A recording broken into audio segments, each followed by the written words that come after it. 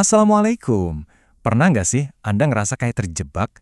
Hidup rasanya kok sempit, rezeki kayaknya seret, terus hati tuh gelisah nggak tahu kenapa?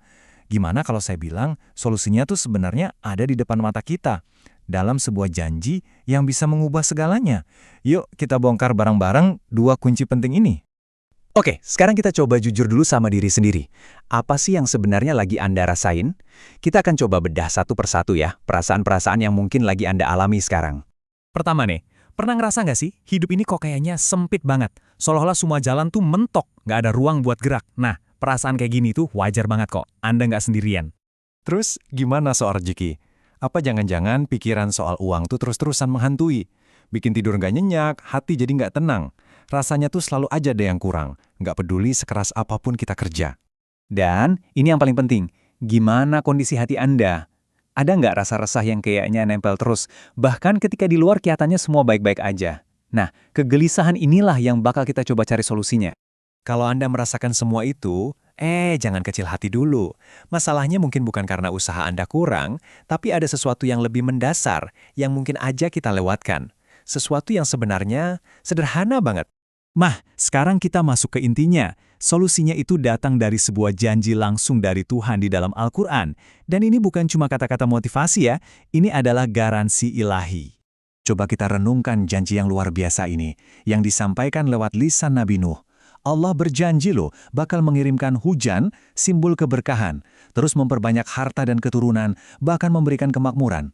Semua itu sebagai balasan dari satu amalan yang sederhana, istighfar, memohon ampunan. Ini penting banget buat kita pahami. Ini bukan tips self-help biasa. Ini adalah janji ilahi, semacam transaksi spiritual antara kita dengan Sang Pencipta. Sebuah janji yang sudah pasti akan ditepati kalau kita benar-benar yakin sepenuh hati. Terus, gimana caranya kita mengklaim janji ini? Nah, kunci pertamanya ada di waktu fajar.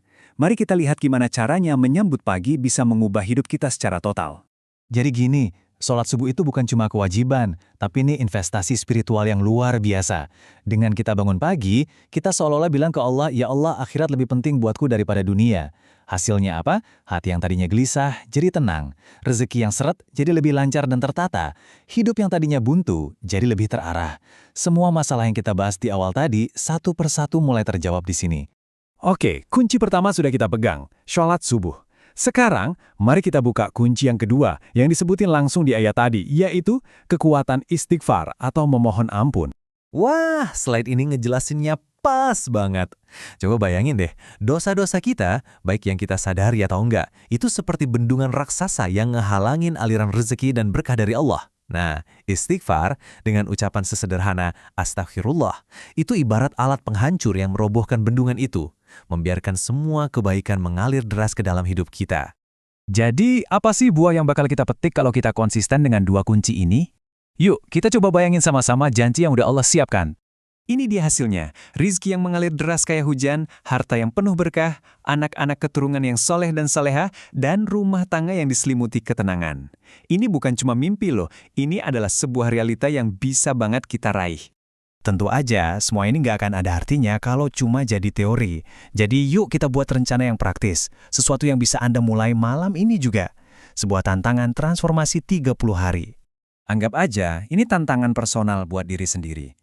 Selama 30 hari ke depan, coba deh berkomitmen sama rutinitas sederhana ini. Bangun sebelum azan subuh, dirikan sholat, lalu basahi lisan dengan istighfar. Lakukan dengan penuh keyakinan, dan setelah itu, coba amati. Saksikan sendiri bagaimana Allah bekerja dalam hidup Anda. Sebagai penutup, saya mau ninggalin satu pertanyaan untuk kita renungkan bareng-bareng. Kita sering banget rela begadang semalaman buat urusan dunia, tapi kenapa ya rasanya berat banget buat bangun lebih awal demi Dia yang punya dunia ini? Coba kita pikirkan. Semoga kita semua dimudahkan untuk jadi ahli subuh dan ahli istighfar. Wassalamualaikum warahmatullahi wabarakatuh.